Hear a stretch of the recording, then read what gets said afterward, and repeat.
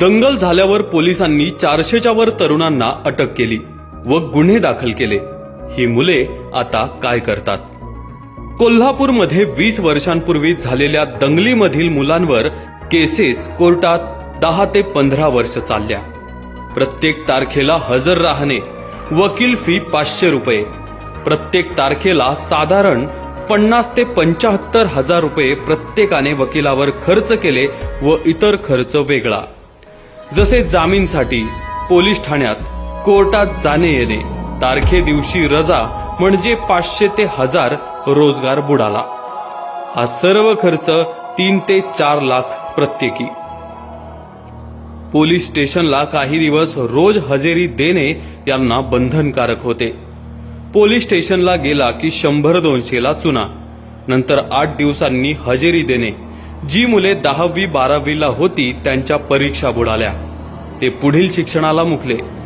घरात या मुलांना अर्थार्जन कर, नाहीतर घराबाहेर हो अशी परिस्थिती आली। ही मुले नंतर काळा बाजार, हमाली, काळे धंदे, बार, हॉटेल वेटर व इतर हलकी कामे करू लागली। जी कॉलेजला होती त्यांना कॉलेजने नारळ दिला। ही मुले ही उच्च शिक्षणाला मुकली। पोलीस रेकॉर्ड हा गुन्हा असल्याने कोणत्याही बँकेने, फायनान्स कंपनीने व इतर आस्थापनांनी यांना नोकऱ्या दिल्या नाहीत। बसले मग वडापाव, अंडा भुर्जी विकत, चोऱ्या माऱ्या करीत।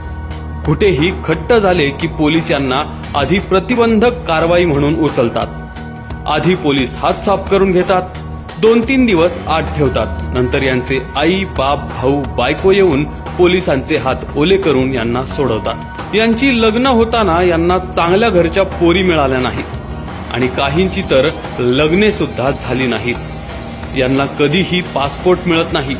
यांच्या वर्गातील मित्र यांना टाळतात। गल्लीत समाजात गुन्हेगार म्हणून शिक्का। पोलिसांची आंदोलक पकडण्याची एक पद्धत असते।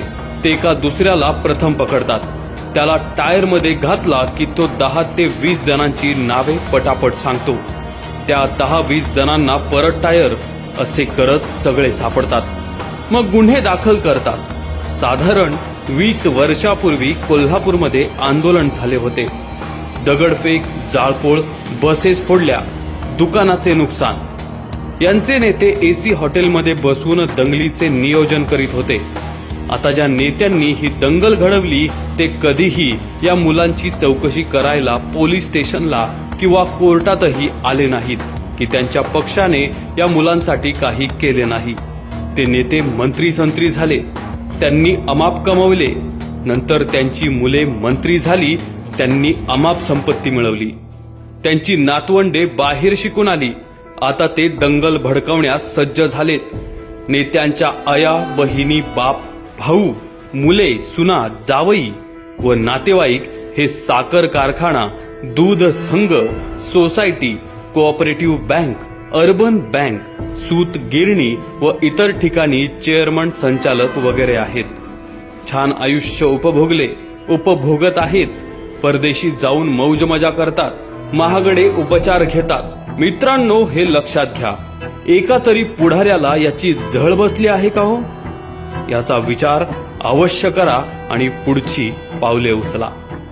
सदर लेख हा सोशल मीडियावरील व्हॉट्सअप ग्रुपमधून प्राप्त